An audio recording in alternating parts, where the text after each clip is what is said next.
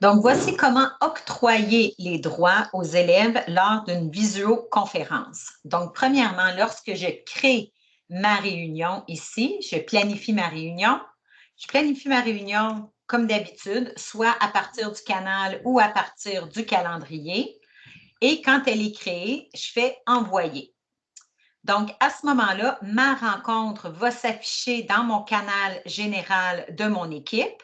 Et à partir de là, une fois que ma rencontre est créée, je double-clique dessus et je vais aller cliquer sur « Options de la réunion ».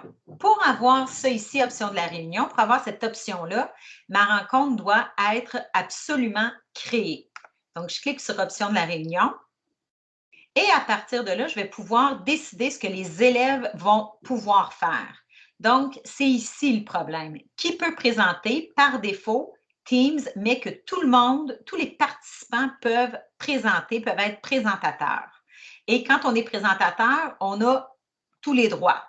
Donc, à partir de là, ce que je vais faire, c'est que je vais aller cliquer sur la petite flèche ici et je vais dire qui peut présenter? Moi uniquement. Donc, c'est moi qui va avoir les droits de couper les micros et d'agir sur les autres, pas les autres élèves. Et après ça, je fais enregistrer.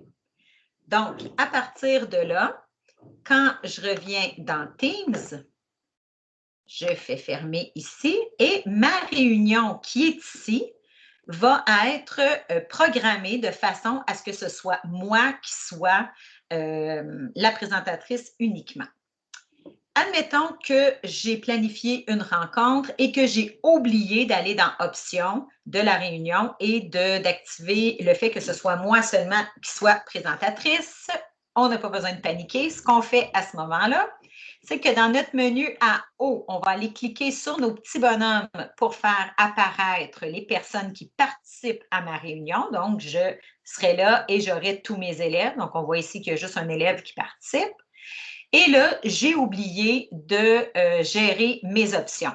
Donc, j'ai des élèves qui commencent à couper les micros et là, ça ne va pas bien.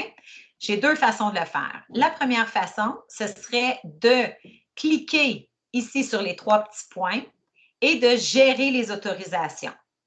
Donc, à ce moment-là, j'ai la même fenêtre qui s'ouvre et j'aurai juste à aller mettre « moi uniquement » et à ce moment-là, c'est moi qui va être présentatrice uniquement, puis je ferai « enregistrer ».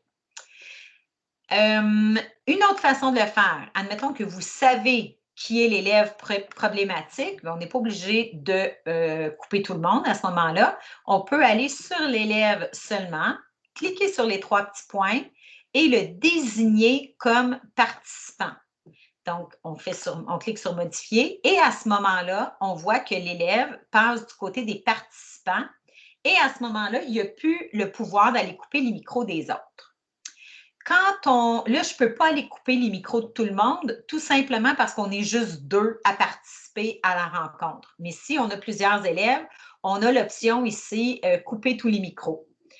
Quand on coupe tous les micros, ce qui arrive, c'est que les micros sont coupés, mais l'élève peut réactiver son micro. Si on ne veut pas que l'élève réactive son micro, on va aller cliquer sur les trois petits points ici et on va cliquer sur « Ne pas autoriser les participants à activer le son ». Fait que ça veut dire que même si le participant veut réactiver son micro puis parler, il ne pourra pas le faire parce que vous ne lui donnez pas l'autorisation de réactiver son micro. Fait que quand vous voulez que quelqu'un parle, à ce moment-là, vous allez être obligé de passer par ici et d'autoriser les participants à activer le son à nouveau. Et là, les élèves pourront activer leur micro pour pouvoir parler. Donc, c'est la façon d'octroyer les droits aux élèves lors d'une visioconférence.